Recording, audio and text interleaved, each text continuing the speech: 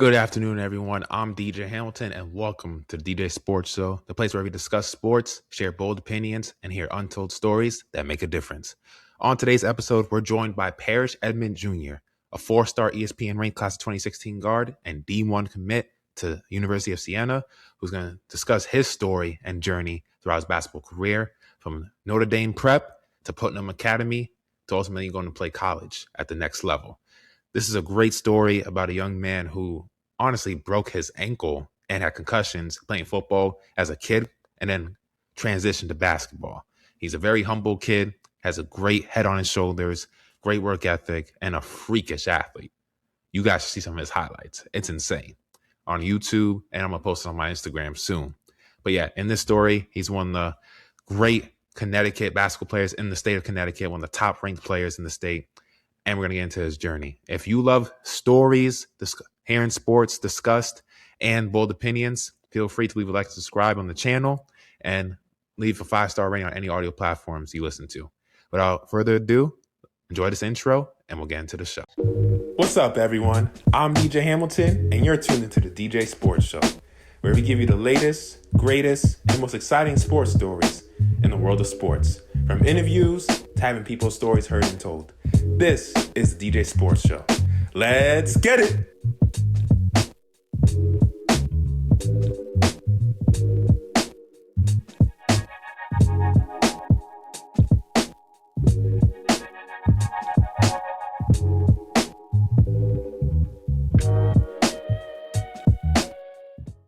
We're here with the high-flying ESPN 4-star recruit, Siena D1 commit, Parrish Edmond. Parrish, welcome to the DJ Sports Show. How you doing, my guy? Thank you. I'm doing good. How are you? Doing great, man. I know we're both preparing for the storm that's about to hit. We're a state of emergency. You know, they're signaling those sirens and telling everybody, go to the store, get what you need, because it's about to be a foot of snow. So what sucks is I was just in Vegas and then coming back to this weather, I'm just like, man. Much different. Yeah. I'm just like, But I was like, hey, I know we connected recently. I hit you up. I was like, oh, would you be willing to come on the show? And you're my first person I ever had on the show who actually is like ranked one of the top players in this state and also ranked on ESPN. So I'm like, oh, you might be the most athletic athlete I've ever had on the show. And I've had some great people on. So I'm like, yeah, this guy will be great to come on the show and get to tell your story, have your story heard and told. So it's a pleasure to have you on. Thank you. I appreciate it. So let's go to where it all began for you, as I always like to ask my guests so people get a feeling for your background. So you were born in Bridgeport, Connecticut, but you were raised in Norwalk. What was it like growing up in Norwalk, and how you describe the environment you came up in for those who aren't familiar with it? It was great. I started off as a football kid. I started football when I was around 7 years old. And I played all the way till I was about 13 years old. So it was a lot of fun. You know, I made a bunch of my friends off football. And then I had stopped playing football, around when I was 13, and I picked up a basketball. At first, I didn't like it at all. You know, I was like one of the taller kids. I would just run around, flopping on the floor. But a lot of my friends played it, so it was easy to connect with friends, you know, through sports. So I just fell in love with it. You know, basketball, I just would play it every day, every single day, going outside with my friends, riding bikes to parks. Anything you could think of a little kid would do. So yeah, I did that, and then I had my first real workout, probably my 8th grade summer, going on to my freshman year, and then I had met a coach named Coach K, and that's how he got me into Catholic school up in Fairfield, Connecticut, and ever since then, basketball has been my main thing. I loved it ever since then. Yeah, man, I could tell the passion, just the way you're speaking. Like you really do love this sport. It's spewing through your soul right now, and I love hearing that. That's what we love. I know people love to see that, man. They like to know that this person really does love. They do love the sport, and they want to put their all into it. And that's one thing you mentioned about how sports. I love growing up, because one thing I've always loved since watching sports since I was a young kid, how it connects people from all walks of life, no matter your race, ethnicity, where you come from. It brings people together. It teaches you so many life lessons, how to communicate with people, how to resolve conflict, how to overcome adversity, how to continue to push when you don't feel like it anymore, persistence and everything. That's why I love sports, because it's such a beautiful metaphor for life. And then you learn how to work together as a team. You know how to also tolerate people you might not necessarily get along with the most, but that's when you have to deal with when you're in the workforce as you get older in life. So it just teaches you all these different lessons and skills that you collect over time, and I think it Yeah. benefits you in the long run. Most definitely. Yeah. So growing up in Norwalk shaped you, not just as a basketball player, but how did it shape you also as a person? It was great, Well, as a person, it definitely taught me a lot. Having my two parents, amazing. Staying with my mom, I have three younger siblings. So one being like more of a role model to my siblings. That was really big. I have a little brother. He's 8 years old. He looks after me a lot. So just making those right decisions. It's easy, to like friends come and go, but making the right decisions Yeah. is hard for some kids. So sticking with the right crowd, making the right decisions was a big thing. And especially like not only as it for my little brother, him looking up to me making those good decisions, but for myself, I understand that all these good decisions that I'm making, sacrifices by going to prep school, leaving family, um it's all for the right reason. Now I'm going Division 1 in basketball, so definitely a dream come true. Just sticking to those right decisions and just staying focused is the biggest thing. So I definitely say it helped me in a lot of ways, being focused, to keep me motivated, to driving me to keep going, and just like being hungry for it. It's great. Yeah, man. I love how you said how you want to set an example for your younger brother. That proves that you have a sense of maturity about you that not a lot of young kids always have. You know what I'm saying? They get the limelight, they start getting the offers, and they kind of get big headed, start getting into their ego. But you kind of, I love how you say you stay grounded, you continue to work, you want to be a hmm great example for your younger siblings. And that's the kind of mindset you want. That's the type of mindset that's going to set you up for success going forward. And I love to hear that, especially from someone as young as you who already has a D1. He's ready committed to play D1 basketball. So we're going to get into that later because I don't want to give it too away. I want people to listen to the whole episode. But yeah, I hmm love hearing that from you, man. But you also, so you say you mentioned you played football growing up young before you stopped um, playing at age of 13 before injuries. You say concussions you were suffering, broken ankles, and your mom kind of forced you to stop. But if you could describe your play style on the football field, how do you explain it? And how does that physical aggressive mindset show up in your basketball game today or throughout your career? Because I know that hmm definitely helped with your bounce that you have. Because I'm gonna call it say right now, ladies and gentlemen, this guy is Pogo Parrish. This guy could jump out the gym. Dang, my play style, football, being little, playing in little leagues, you play both sides. So I played wide receiver, running back, middle linebacker, defensive end. I was on special team, kick return. I was everything. That I feel like it gave me like the drive, and like I was always hungry to get some. Winning. I love winning. I feel like that built a winning. Like I don't know. I just always wanted to win. I hate losing, so I feel like that definitely took over on basketball. I hate losing, and I just know how to win. I would say that. Just doing whatever it takes to help my team win. That's the guy I am. I'll do anything. Dive on the floor, rebound. I'm a hustler. I could do whatever. Help my team win. But yeah, that's probably one thing I could say right there. Yeah. Who do you compare your football game to back in the day of any NFL player, current or past? If you Ooh, had to, you played all these positions and you were uh, really athletic, so you were all around. yeah. If you could compare to hmm anybody that could come to your Yeah, mind. and that's nothing. Yeah, I was always a tall kid. I was really, really fast. So I don't even know. And it's crazy because like usually guys, stick with maybe one or two positions. I played a lot. It was like Yeah. I don't even know though. It's crazy. I don't even Were you know. like you played wide receiver growing up, or Yeah, I played wide receiver. They had me at running back a couple times. Defensive end, linebacker. It was were you like all over. a wide receiver since you were a tall wide receiver, you were like a Randy Moss, Yeah, Calvin Johnson? yeah. Go route. It was just go routes, a little slants, and that was Yeah. it. And I was going. A bigger Tyreek Hill. He's like, let me utilize my explosiveness and hmm speed. Yeah. Burst out the route. Get downfield. Uh-huh. So you didn't start playing organized basketball, you mentioned, until you were a teenager, which is kind of late for especially for high level players. Eventually you go to high major D1 or D2 or whatever. So what Mhm. was it like playing against kids who have been playing for years? And share how were you initially adapted to the game and compensated for that lack of experience early on? um, Playing against guys who were more experienced than me, I kind of took it personal. especially growing up, kids are like bragging, oh, this and that. And then, I was behind a lot. So I wasn't, my freshman year, I didn't play varsity. I played freshman and JV. So that built a lot of hunger in me, wanting to get on the court, wanting to play varsity, because I feel like I could be there, but at that time, I wasn't prepared, So, anytime I had off, like summers, any little breaks I had, or even during the season, I'll, like try to work as hard as I can, And then my sophomore year, I had started varsity, and my junior year, I just took off. I say my sophomore year, that was really the big summer for me. Just working, putting pieces together, and I'm not even close, to scratching the surface. Um, but playing against guys more experience was definitely a big part of how I got better. Playing with older guys, just learning from a lot of guys. I'm open to learn from anybody, coaches, players, whoever. Because this is something I really want to do and get better.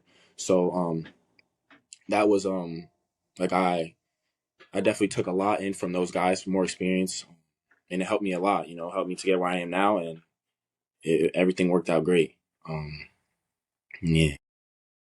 No, it sure did. Sure did. And I love how you say you're always open to learning. That's a open mindset. That's what you want in life, Mm-hmm. especially when you're young, because you're trying to learn and gain as much knowledge as you can. I feel like no matter what age you are, you can always learn new things because nobody knows everything about everything. There's always something we Mm-hmm. can all learn in the world to get better. And I love how you Yeah. said that. And I think that kind of goes great into my next question because so you're 13, you're early in your basketball journey. You ended up playing AAU with the CT Blazers under Coach Mooney Mm-hmm. Gonzalez 4 years. Mm-hmm. What impact did Coach Gonzalez have on your early development, and what lessons from that time still stick with you today that you carry with you on the court? Now, Coach Mooney, he's been there since I first picked up basketball. So him, he's family to me, and he's taught me a lot. Like he's kind of like I said, he's been there since the beginning. So he's definitely helped me a lot, on and off the court. He's always there. Guy you can always call for anything. In that program specifically, that I had a lot of my friends on the team. So that I built even more connections on that team with other players, and those guys I even talk to today still. So that program helped me a lot. It kind of started my journey going on, and then just switching from AAU teams and different schools. Um, yeah. Any memories that stand out to you from that time that you Oh remember? man, we had bunch of tournaments. That was actually my first time ever playing real AAU and traveling. Um, and we won a lot of championships, but honestly, my last one I played with them, it meant a lot to me, because I won't be able to play with them again. Win the championship, my guys, guys that I've known since I was little. But yeah, just always winning with those guys. Um, Practices were always fun. Always getting on each other, cracking jokes, going after each other. It was real fun. I like that. Yeah. It helps ease the tension of always worrying about Mhm. winning, just getting to know the Yeah. guys, get to know build a Mhm. bond. That's the beauty of Mhm. sports, man. Whether it's sports Mhm. or in music or anything, you kind of form a second family in that way because you guys all know Yeah. each other, you're always with each other on the road, traveling in practices. Mhm. Because when you're playing sports, especially like higher level, you're kind of with each other more than you are with your own family. So definitely. So you then attended Notre Dame Prep in Fairfield, where you played varsity for 2 seasons under Coach K. During that Mhm. time, you guys were, man, I looked at your guys' record research and you guys were dominant. Yeah. 43 and 6 overall in your 2 years there, 26 and 0 undefeated in Southwest League play. How did being part of that program teach you winning habits and help sharpen your fundamentals? That program, I'll say like really my junior year, but even the other years I had there, it built a lot in me. Coach K is a great coach, great guy, and he's helped me a lot. I came in there my sophomore year. I don't think I probably shot like maybe 10, 15 jump shots a season. That my sophomore season, just getting in the gym, working with him and my other trainers that I had back home. My junior year, I killed it. Shooting everywhere. Like I just grew so much. Just from being that one guy that could dunk a basketball. Just gained the confidence to shoot the ball, dribble the ball. He's installed a lot of confidence in me. And, even the team we had other high level guys on that team, that I've also, had great connections with. We were like you hear the stats. We were nice. Wish we could have went all the way, but it was a great. great experience. I wouldn't change it for anything. Like that. So during your junior year, like you mentioned, that was the year you kind of really broke out. You were named Mhm. All-State and first team All-Conference. And during your time there, you guys won 2 or 3 conference championships. How did that season change your confidence, knowing you weren't just winning, but you were actively contributing to the winning? It was big. That's when honestly basketball started to get real serious. That's when I honestly started to get into like my recruitment process. It started up my junior year. I had got my first offer from Sacred Heart, actually right across the street from my school. So that's when basketball started getting real serious. And then, learning what I could do with the basketball really opened my eyes even more. I can go to college, I can go pro, I can get paid. That was a big thing. So like understanding what I could do with the basketball, and honestly, it just my confidence went through the roof. Now knowing that I'm a guy that, has a big, like I'm a big part of that team, learning how to lead, be coachable, be a leader on the team, be a mentor to some guys, just being able to do everything, it really helped me a lot. It definitely opened my eyes. Definitely. And I was seeing like, man, this guy, and I was looking at some of your tape, I'm like, this guy is an ultra athlete. That already stood out immediately. Mhm. But Mhm. you also play so hard. You get after it on both ends, which is what coaches love to see. Guy who gets after it on both ends, not just on the offense end, but Mhm. defensively as well. You're willing to guard Mhm. the perimeter guys, the best perimeter guy on the other team.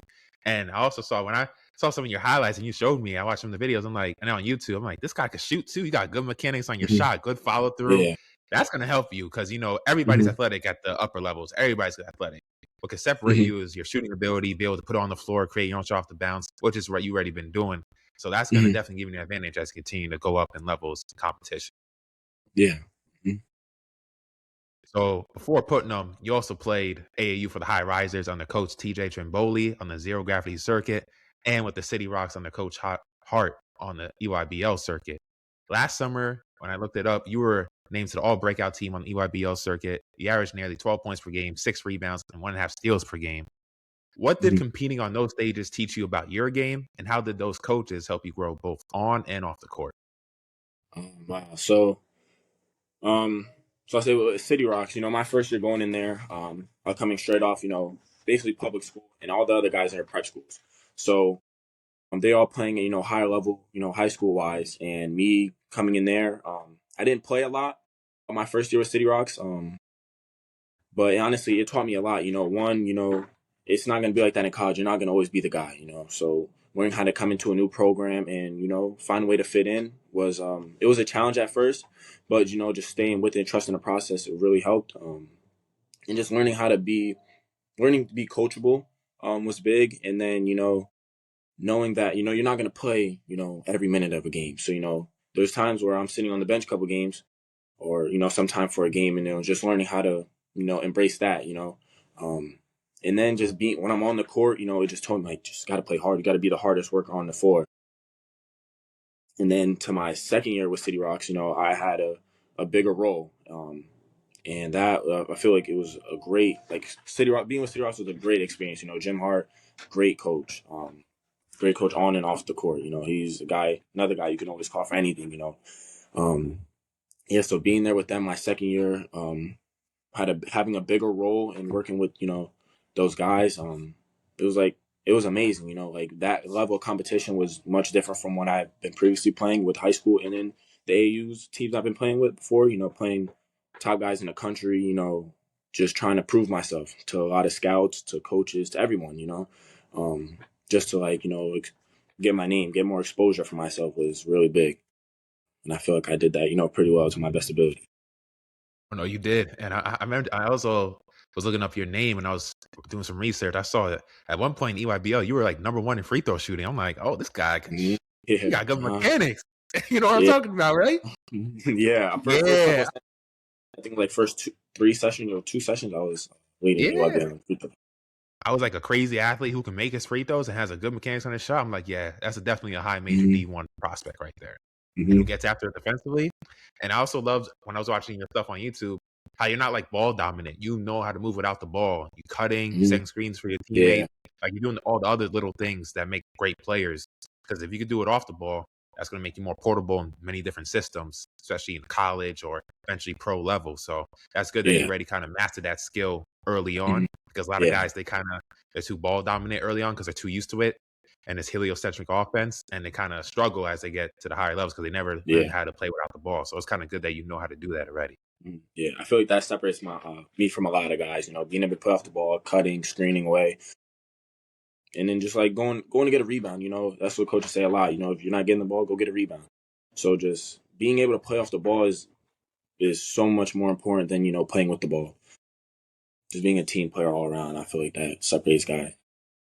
Definitely. Nah, definitely. I love what I'm hearing from you, man. Before we get into your time at Putnam, I want to ask you this question. So you played on EYBL circuit, because I always been following the EYBL since I was a young kid in high school. I love seeing, because there's always future Mhm. NBA talent there and guys who are Yeah. going to play overseas NBA or high D1.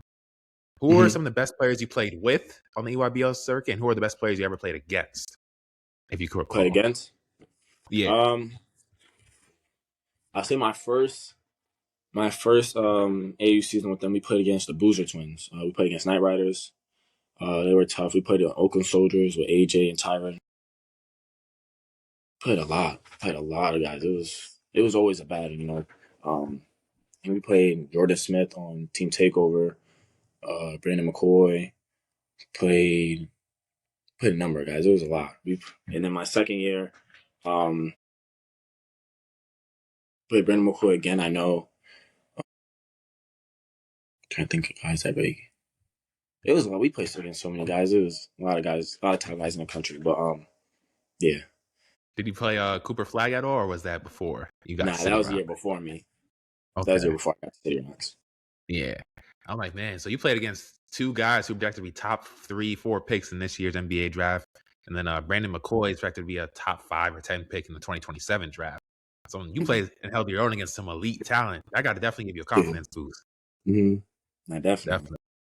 What about played with? Who are the best players you ever played with during like your high school and YBL years? EYBL, let's say like our whole team, we were really nice. I say everyone on my team, we played tremendously as a team.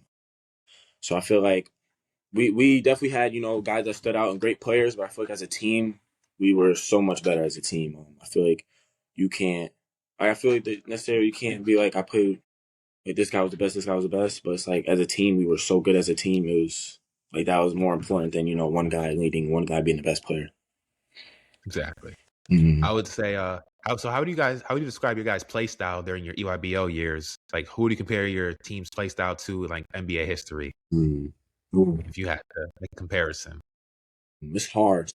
With City Rocks, we definitely ran a lot of sets, which you don't really see in those AAU aspects. A lot of sets. It's a lot of just grab the 5 best guys and just throw them out there and go play. Defensively, we ran a pack line defense. Nothing in the middle, no baseline, and then no transition. Those are our 3 no's we had. So defense, we emphasize defense a lot. And then just offensively running a lot of sets. We were really guard oriented because we didn't have bigs. A lot of well, we had bigs, but not like like those big bigs that you see like 7 feet, 6'10" bigs. But yeah, very guard oriented and defensive. Like we really emphasize defense a lot. So yeah, we were really really good, really good. Would you compare yourself maybe to like the 2024 Celtics? Like you had a guard heavy team with Drew Holiday, you had Derek White, you had Payne Pritchard, but you Mm-hmm. didn't really have like a necessary Porzingis, except for him. You didn't have like an elite 7-footer other than Porzingis on that team. So you had some Yeah, guys, like we big had guys too, smaller stretch the bigs. floor and stuff. Yeah, everyone can stretch the floor. We had smaller bigs. I say more forwards. Yeah. Um, and then everyone could go. Like we had all 10 guys that were playing. Oh, everyone could go. Everyone could go score. Everyone could go do everything. It was a great team. Yeah. No, that's great, man. EYBL Circuit, I can't imagine. I know they always play in some nice venues, nice weather. Definitely enjoying Yeah. your time out there. Growing up, like when I first started really playing basketball, I was always like, I want to play EYBL. I want to play EYBL. I used to always talk to my mom about it. Put on TV, mom. I want to play here.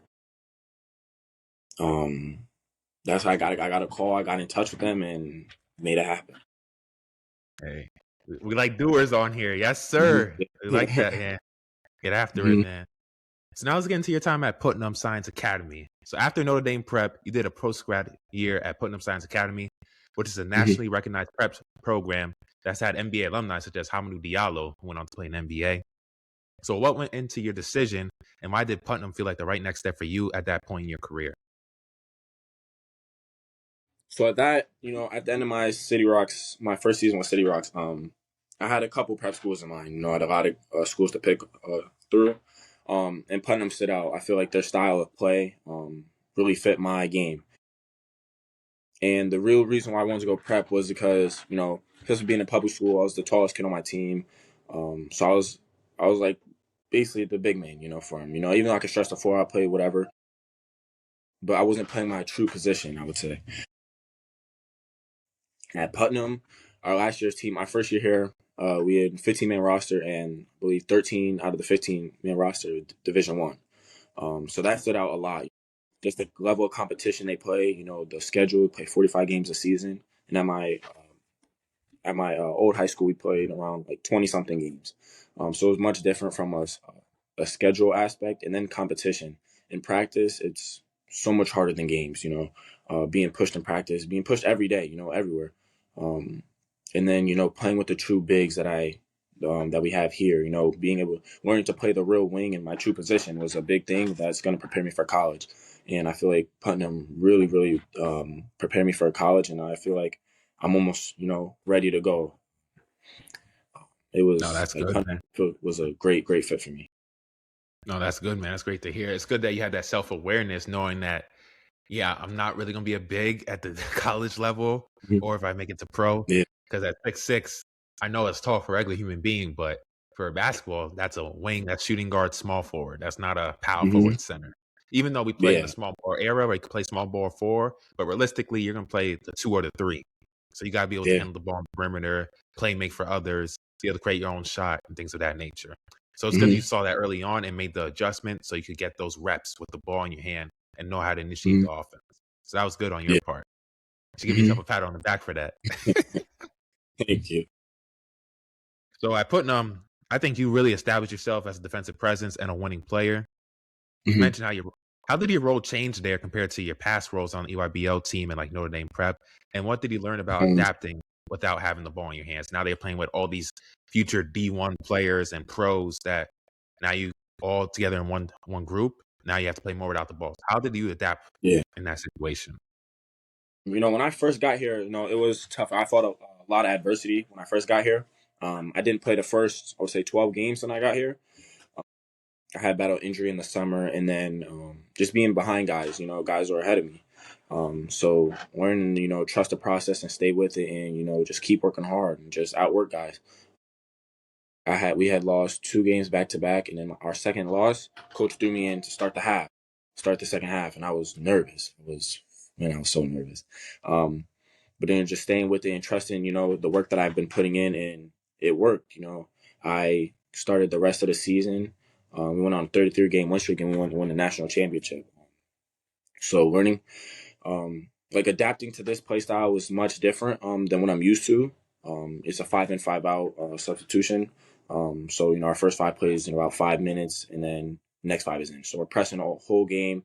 We're going up and down. Being able to learn how to play without the ball was it wasn't too hard for me because I'm a guy that I feel like I can already do that. I'm a selfless player, so being able to play without the ball wasn't a big issue with me. And then the guys that I'm surrounded by on the team, um, guys always finding others, and then um, they just learning how to go get a rebound. I feel like that was the biggest thing. Like I said, if you're not getting the ball, go get a rebound. So that was a big thing. Having that motor to keep going. Like we had a big man, Ben Ahmed. He's at Oklahoma State. Playing around him, ball going in the post, always cutting. It gets me open and it creates more space to get my teammates open. Um, and then just the guards we had, always finding guys, um, like a lot of the sets, and it's a college atmosphere, there you can't just stand around. You can't just stand and wait for the ball. You got to keep moving, screen away, go cut, go, just keep your feet moving, keep the defense side moving. So just, doing that was, tremendous. So a lot of like motion offense, flex offenses you're running Hmm. there at Putnam, kind of Hmm. like some NBA Yeah. type of style stuff, which is Hmm. good for Yeah. your development. Hmm. So I actually emailed your coach because I wanted some input from him, Thomas Hmm. Espinoza, because I was trying to. Hmm. It was after you answered me on Instagram because I was trying to reach out to him and say, "Oh, I'm Hmm. trying to get your guy Parrish on the show. Can you reach out to him for me? Because I don't know if he's going to answer me, but fortunately you did." And I told him that Hmm. you got back to me, and I told him I'm going to interview you, and he was like, "I said, can you describe him as a player and all that?" And he had this Hmm. great things to say about it. He said, "Parrish is a high level athlete, one of the highest. He works his tail off and is very coachable. He started last year for us and helped us win the 2025 national championship. He's such an explosive athlete. He's a great guy." Basically, overall is what he said. How would you Hmm. describe your relationship with Coach Espinoza, and how has he helped you better you on and off the court? Coach, that's why he's amazing guy. Amazing coach. He's taught me a lot. Coming to this school. Like I said, just not playing the first 12 games, and then um, him throwing me in. He trusted me a lot. He's like I said, he's taught me so much. Like I'm so thankful. I feel like this honestly one of the best decisions. It really changed my life coming here. And then just the yeah, his coaching style was, I feel like, truly perfect for me. It fit my game well. And then just him like practices. He goes hard, 100% everything he does. Um, you could tell he loves winning. He knows how to win, um, and I feel like it goes together. It just goes great. It's great to hear, man. I love that having that really good relationship with your coach because that only extends Hmm. on and off the court and throughout your Yeah. future years of your life. So that's great to hear. Hmm. So in your senior year, you were named to the All Defensive Team and All Conference First Team. You're one Hmm. of the top ranked players in the state of Connecticut. You're ranked nationally, regionally. Your team won 33 straight games en route to the national prep championship last year. What did that run teach you about yourself as a competitor, and what did you learn about your team overall as a whole? It taught me a lot. Being around those guys every day, battling, competing in practice, in games. It taught me a lot. Um, and then it just took me to another mindset. Like a different level of win. It was definitely a different level of winning. I never won something big like that, a national championship. It was amazing, and then honestly, it was just great to do with the guys that I did it with. Those guys I would like consider my best friends. And then coming here for a second year, now being a returner, being more of a leader for these guys now here is great. Trying to install that same winning mentality, that toughness into those guys. That the team from last year, definitely installed a lot of toughness in me, and it changed my mindset a lot. Wanting to go after even more, um, and just going harder. Any teammates you want to shout out? Um, See my guys, so everybody, my boy Jemias, he's at Gardner Webb right now. My guy Warren at Radford, with J Rob at Hofstra.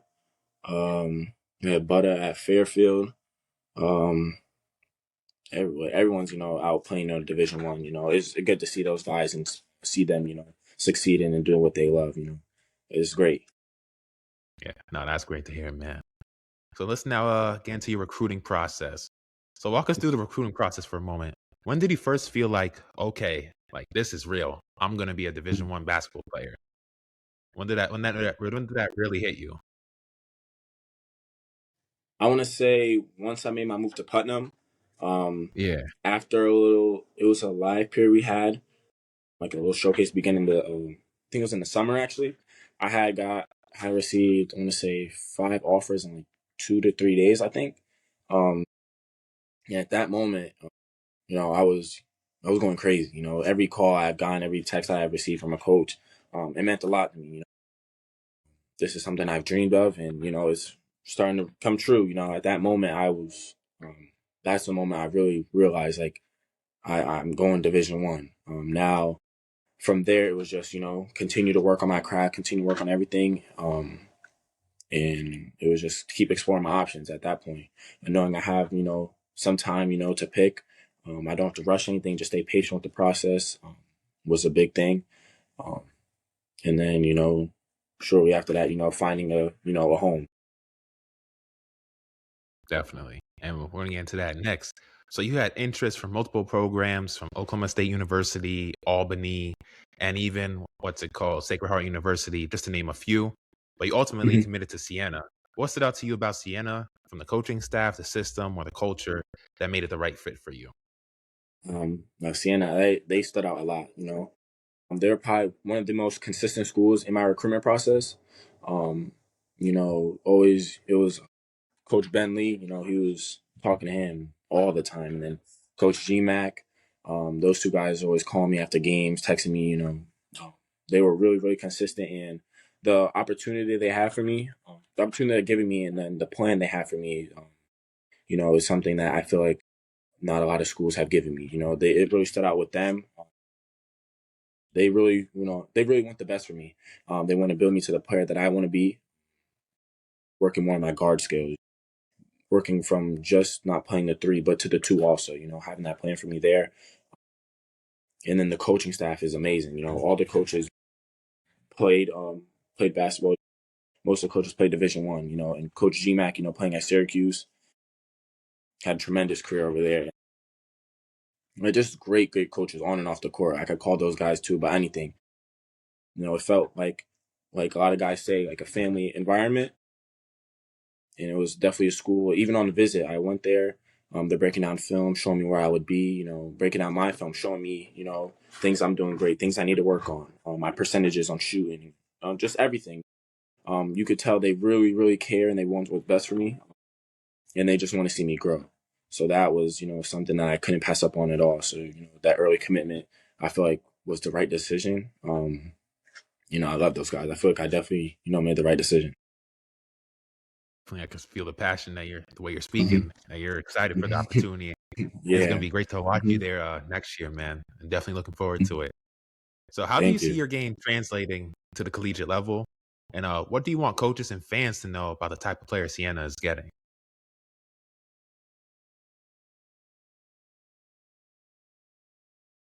What's called? Say it one more time. I'm sorry. I'm sorry. How I'm do you sorry. see your game translating to the collegiate level? And what do you want coaches and fans to know about the type of player Siena is getting? Um, my game, just to keep expanding and keep growing. They're like, just like I said, switching from, not only just playing the three, but the two also. Being more confident with the ball in my hands. Um, that's a big thing, and then the shooting. That's really big. Getting over there with those guys. Working on my shooting percentages. Getting everything up on that end. I feel like my game, it fits the collegiate level. I feel like, learning how to play without the ball, athleticism is there. Everything else, just got to put all the tools together. I feel like that's the main focus. And then the player they're getting, athletic guy that could do it on both ends, defensive and offensive. Motor guy, hustle. I'm gonna give it my all every possession. And a lot of kids all love seeing dunks and stuff like that. Definitely gonna see those. I feel like my game brings a lot of excitement on the court, so they'll definitely be entertained to watch. Oh, no, they will. I'm just letting y'all know that right now. When he showed me, I saw his page. I was like, man, he's got to be a high jumper if he wanted to. Mhm. Could be a track high. Did you do track growing up or no? No, I didn't. I tried it my junior year, but I had to quit because I was so much basketball. I was so busy, I couldn't. Yeah. Nah. You definitely, if you wanted to, you easily could be a gold medalist Mhm. high jumping. So now let's get to the mindset portion of the episode. So every athlete goes through tough stretches and off nights. When things aren't going your way, what helps you stay mentally locked in? um, I'll definitely say music. Listening to music. I'm always listening to music 24/7, even before games, after games. Just sitting there in my room. I feel like music, really helps me, calm down and everything.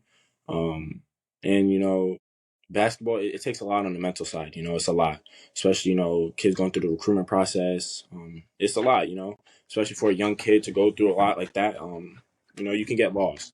And then just having that support system, the big team behind you, to keep you focused and keep you going, is real big. I feel like every kid needs that. So being able to, to talk to people, is really important. What does your day to day look like now in terms of like training, film, covering, preparation? Because I know you did mention you had practice earlier today, and then you probably did hit the weight room before you even got in this interview. So what Mhm. does like your day to day look Yeah. like? So right now I'm currently, out. I had surgery a couple months ago, and I'm doing another ankle sprain in my left ankle. So, recovery is big right now. A lot of physical therapy, film. I watch a lot of film, even from college, NBA, even high school, like prep school. I'm just always watching basketball. And then working out. I'm always, now I know weight room is a big is big, especially going like freshman going into college. You want to fit in, and like in all different aspects. And I feel like the weight room is big. A lot of kids don't understand how important it is for that. So picking up on that and then getting shots of form shots, free throws, do those every day up here at school. Definitely. Now that's a good way to stay sharp, especially while you're out injured. You can still at least watch film, do recovery, Yeah. stretching, stuff like that, just to stay sharp. So when you're ready, it's not like you didn't touch the hmm basketball for a long time. So, how do you balance confidence in yourself while still staying coachable and hungry? I feel like everyone needs to be confident in themselves. If you're putting in the work, why not be confident in the work you're putting in? And then being coachable and everything. Like I said, it just comes from you're putting the work in. Um, like I said, be confident in yourself. Like you have to have confidence. In this game, you can't go out there not confident. Oh, I don't know if I'm gonna make the shot. I don't know if I could do this. I don't know. Having that I don't know mindset is not good. You need to know that 100% I could do this. Like when things get hard, you need to be confident. You need to know like you can lean on yourself. Being able to fight out those obstacles and stuff that you go through. You really need to be real confident. I'll say. Yeah, I think that goes for anything in life. If you're not confident in hmm yourself, if you don't believe in yourself, nobody will believe in you. You got to believe in yourself Yeah. first, above all. hmm So that's definitely true. Who is Parrish Edmond Jr. off the court? What are some things people don't get Um, to see outside of games and social media? I'm a very fun, entertaining guy. I like making people laugh. Very funny guy. And off the court, I'm always in my room, listening to music, chilling. I play video games. I'm a big family guy. Always around family and stuff, and around a lot of my friends. I just like going out doing things. I'm really adventurous. And that's it. Being a big role model off the court for my siblings and hanging out with them. Yeah. Oh, adventurous. So do you like to hike or anything like that? That's something I like doing, like going on walks and stuff. I haven't done it a lot recently, but like stuff like Yeah. that. What about what kind of video games? You did mention you play video games. What kind of video games like? Is it like sports games? Is it like Gears of Yeah, War? What's it like? yeah. I play like 2K basketball. Play Madden, it's a football game, NCAA, GTA, Fortnite. Play a lot of stuff with my friends. A Fortnite. Oh man. I'm like, that's still going. I remember when I was born in 2000, so I remember when I was a junior in high school, I started hearing about that game. That game started going hmm crazy. Everybody was playing that, even during COVID. For like a good like 3-4 years, that thing, 5 years even, people were Yeah, leaderboards, people it were was making money big. from it. I'm like, man, it's hmm crazy. You can make money just Yeah, playing video games if you get enough followers on hmm Twitch and stuff. No one would ever yeah. thought this 20 years ago. It's crazy. Just all by playing video It's games, just wild. sitting up. Yes. Yeah. Yeah. So, who makes up your support system, and how have they helped you keep ground? How have they helped you stay grounded throughout this journey? I definitely said my mom. My mom, she's been a big part of that. Um, she tells me everything. Even the stuff I don't want to hear, the stuff I need to hear. She's always on me about it. Keeping me focused, keeping me level headed. She's like the best mother like I can ever ask for. She's always there for anything. Um, so I say definitely her. She keeps me level headed and keeps me motivated to keep going. Shout out to Mrs. Edmond. For real, she raised a good one. She raised a good one there. Looking back at everything you've been through so far, what's the biggest lesson basketball has taught you about life? I would say, just trusting the process, trusting your work, um, and just staying motivated, like just to keep going. Basketball has taught me a lot, on and off the court. But I say the biggest one was probably, trusting your work, and just, being hungry to keep going. I feel like that's the biggest thing. Just trusting the process, trusting your work. Definitely. For all you young kids out there, that's a great message right there. Make sure you guys take that down, man. Definitely a big message. Let's get into the Yeah. quick hitter. What was the turning point in your life that led you to this journey? Um, I'll definitely say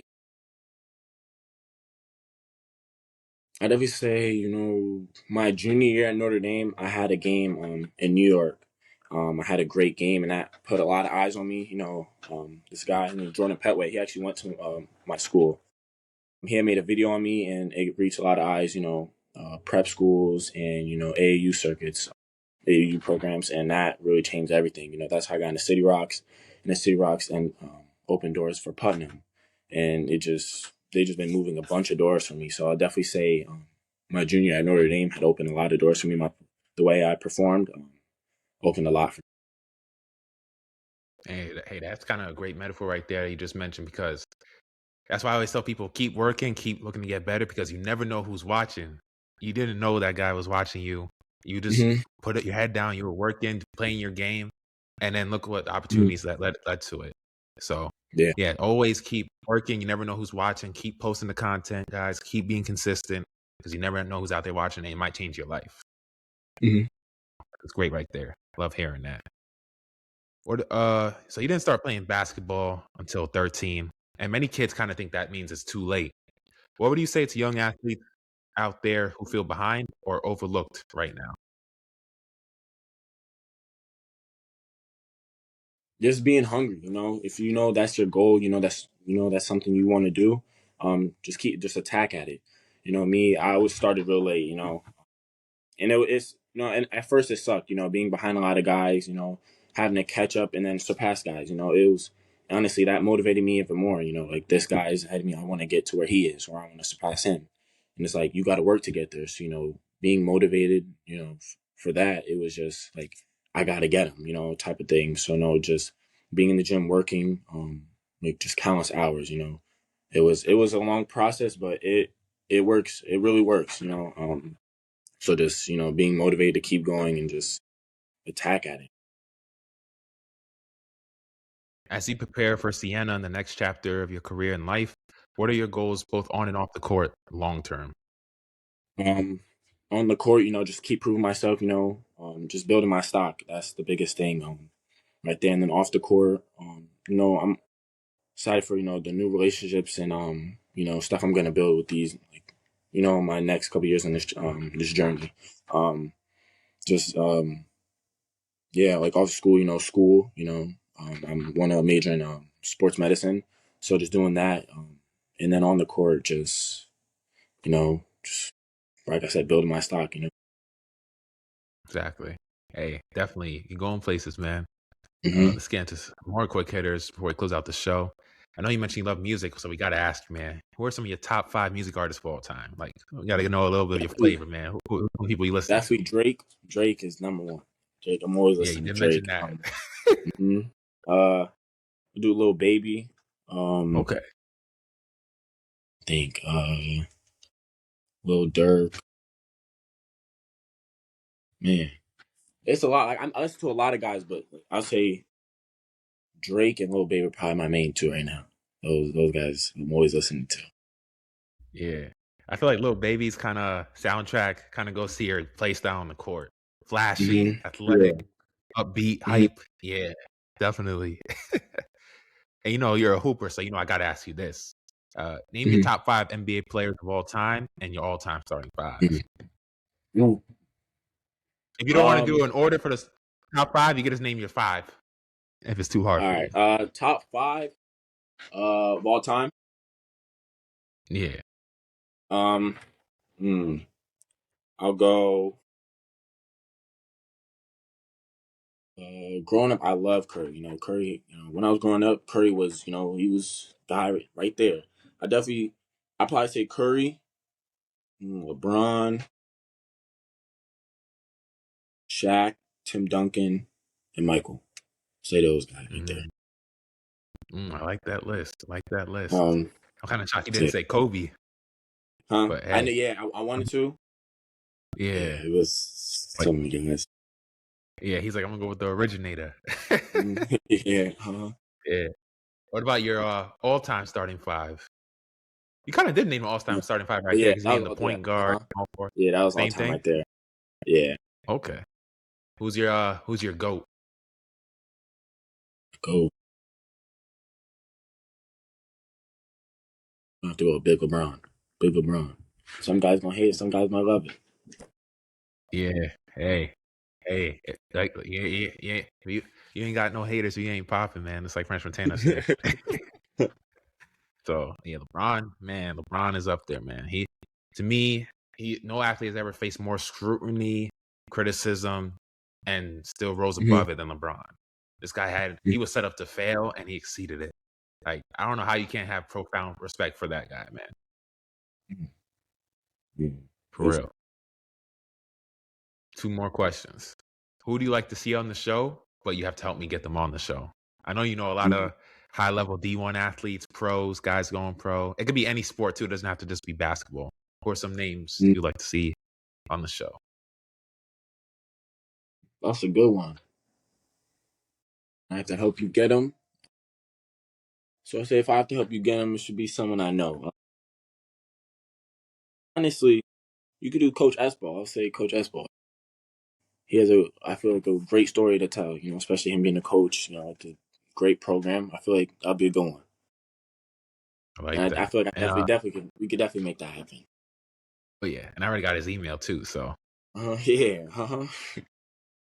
what about on the athlete side? Anybody you may know? Mm. Uh. hmm. Honestly, I could say like any of my teammates. Uh, Okay. I'd probably say that. Maybe my teammate's Ja Hatchett. He also goes here too. He's Commander Fairfield. And I feel like he has Nice. a cool story to tell. So I definitely feel like that would be cool. Okay. Nah, I love that. And the last question I love always asking my guests to close out the show. When people think of the name Parrish Edmond Jr., what do you want your legacy to be? Obviously, basketball. I feel like I would want that, be a main aspect. Like of a player, like a great player that I am. Honestly, I feel like my name off the court, should be as big also. Just like the type of guy I am on and off the floor. I just feel like my character itself. Nah, that's great, man.